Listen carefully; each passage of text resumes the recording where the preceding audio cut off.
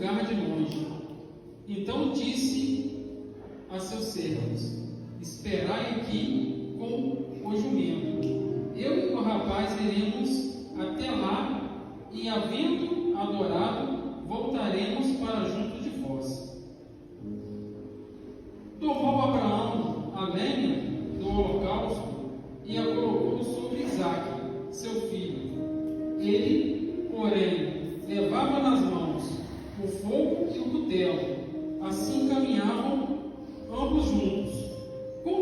Quando Isaque disse a Abraão, seu pai: meu pai, respondeu Abraão: eis-me aqui, meu filho. Perguntou-lhe Isaque: eis o fogo e a lenha, mas onde está o cordeiro para o holocausto? Respondeu Abraão: Deus proverá para si, meu filho, o cordeiro para o holocausto. E seguiam ambos juntos. Amém. Então, já foi feita uma oração, mas eu gostaria de orar.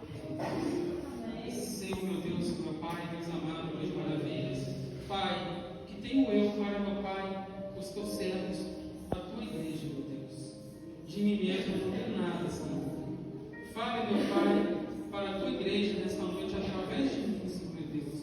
E que não seja eu, mas seja os meus lábios falando aquilo que o Senhor colocar em mim para a tua igreja. E assim, meu Pai, seja feito a tua obra através da tua palavra neste momento, como o Senhor já tem feito desde o início desse mundo. É esse, Pai, que eu te peço em nome de Jesus. Amém. Irmãos, uma palavra muito poderosa. Gênesis capítulo 22. Uma palavra que vem de encontro à nossa fé. É impossível falar sobre Abraão sem falar de fé. E no decorrer do próprio texto a gente observa que houve uma demonstração de fé nas palavras que saíram de Abraão em meio a esse diálogo.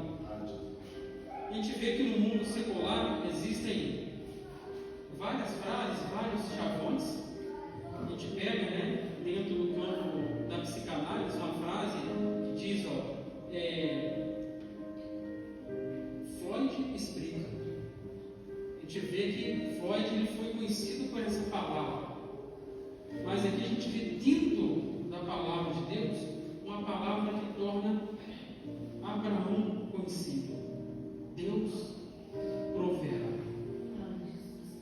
Irmãos, em espírito e verdade, Deus, Ele proverá na minha, na sua vida, de tal maneira que Ele já vem provendo desde o momento em que colocamos os nossos anseios em Suas mãos.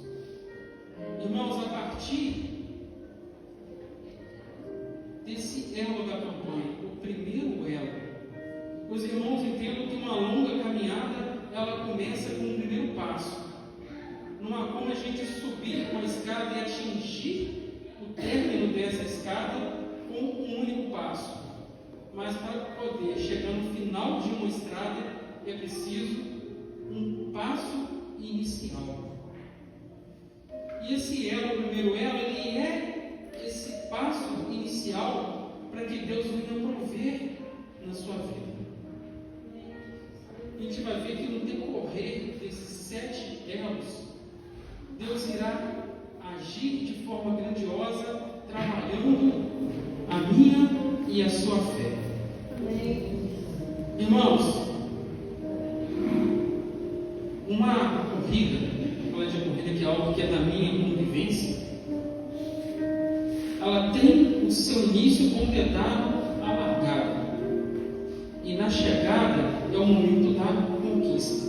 Mas também a gente não deve desprezar aquilo que se passa e que se vive pelo caminho.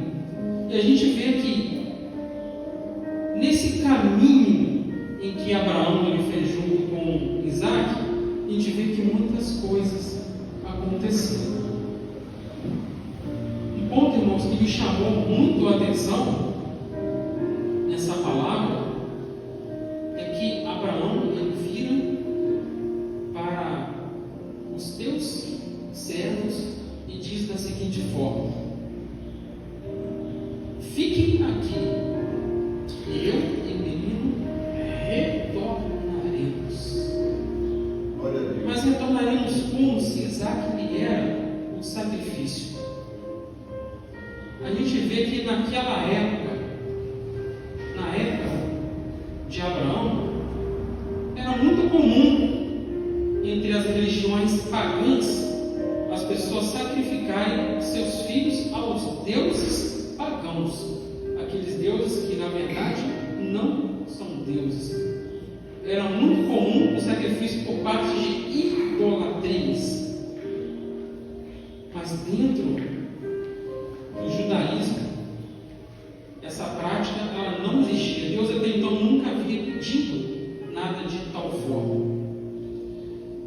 Irmãos,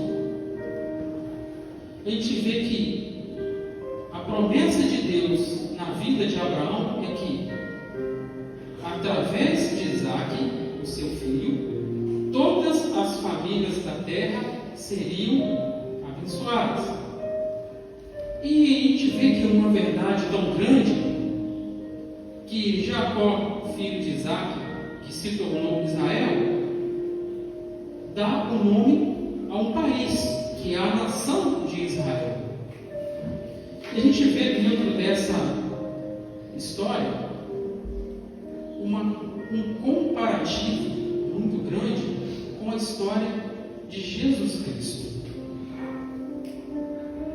Eu vou entrar um pouco mais nesse ponto à frente, mas irmãos, Deus, Ele pediu de volta o filho que demorou muito para chegar.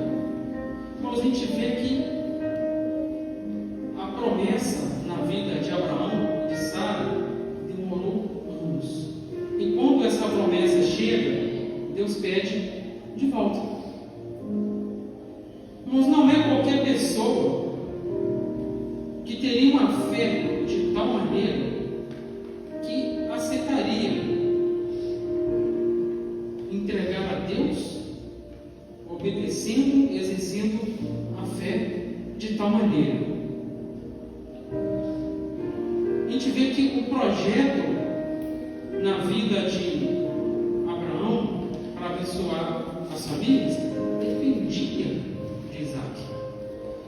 Irmãos, entregar Isaac para o sacrifício significava o fim, o término dessa promessa. Os irmãos têm consciência disso, que se Isaac, que era o filho da promessa, fosse recolhido da terra, a descendência de Abraão também morreria ali. Abraão poderia ter questionado isso a Deus. E a gente vê, irmãos, que isso aí é um paradoxo muito grande, porque obedecer a Deus seria acabar com a missão dada pelo próprio Deus. Ou seja, Abraão poderia ter pensado: será que Deus desistiu de mim? E quantas pessoas, no decorrer dos problemas do seu cotidiano, chegam a pensar que Deus desistiu dele? Até porque nos momentos em que somos provados, isso aí é uma realidade, a gente chega a pensar que Deus não está conosco, até porque no momento das nossas orações, dos nossos clamores, Deus não responde. Observe isso, que no momento das provações, Deus se cala, mas o fato de calar não significa que Ele não esteja trabalhando em nossas vidas. Até porque, se nós tivéssemos consciência da forma que Deus estava trabalhando, esse momento de provação, de capacitação, ela não surtiria o efeito que ela tem que surtir. Entenda, irmãos, que para Abraão ser aprovado, ele teve que passar pela prova. Eu, terminando uma disciplina na faculdade esses dias, aí o primeiro ponto, né, foi começar a estudar o livro, assistir às aulas conceituais, participar das aulas presenciais, mas entre meio a esse cenário veio uma primeira prova. Ou seja, para que lá no final eu seja aprovado, eu já passei por uma prova. Depois veio a segunda prova, a terceira e uma quarta prova, que é uma prova bem difícil. Os irmãos entendem que a prova ela começou, foi uma provinha fácil, depois a segunda prova ela já teve um nível de dificuldade maior, depois um nível maior ainda, e depois um nível grande. E daqui uns dias eu vou passar pela última prova, que é a prova mais difícil. Passando por essa etapa, eu vou estar aprovado. Se eu não passar, ou eu não conseguir ser aprovado, ou seja, vou ter que recomeçar essa etapa. Então os irmãos entendem, né, contando com os irmãos essa experiência, né, que eu vivo, os irmãos entendem que para que a gente conquiste algo lá na frente, não tem como conquistar sem passar pela provação. Isso porque eu estou falando de uma disciplina. Ao todo são 32. Os irmãos imaginam, né? 32 vezes 5, mais alguns adicionais que vem. Olha quantas vezes só em um curso a gente passa pela prova. E você tem que se aprovar em todas essas etapas. Olha só, irmãos. Uma coisa bastante interessante. Quero até voltar no texto aqui para a gente poder ver. Que olha só. Ele diz aqui, levantou, no capítulo 3, levantou, pois, Abraão de madrugada, e tendo preparado o seu jumento, tomou consigo 2 dos seus servos e a Isaque, seu filho. Rachou a lenha para o holocausto e foi para o lugar que Deus lhe havia indicado. Ou seja, obediência a Deus. A gente pode, irmãos, pegar a Bíblia de Gênesis a Apocalipse. A gente vê que a essência da Bíblia é a obediência. Deus está falando de obediência o tempo todo. Aí, no versículo 4, ao terceiro dia, ergueu Abraão os seus olhos e viu o lugar de longe. Terceiro dia. Vamos guardem essa palavra, terceiro dia. Então disse a seus servos: esperai aqui com os jumentos, e eu e o rapaz iremos até lá, e, havendo adorado, voltaremos para junto de vós. Mas a gente vê que em momento algum Deus não deu a Abraão nenhuma palavra de que pouparia Isaque. Olha o exercício da fé. Tomou Abraão a lenha do holocausto e colocou sobre Isaque, seu filho. Quem carregou a lenha? Isaque. Quem carregou a cruz? Jesus ressuscitou depois de quantos dias? Os irmãos vão começando a entender o princípio da fé de Abraão. O que Deus já estava revelando a Abraão através dessa provação, através dessa experiência. E olha só, tomou Abraão a lenha do holocausto e colocou sobre Isaque, seu filho, e ele, porém, levava nas mãos o fogo e o cutelo. Assim caminhavam ambos juntos. Versículo 7.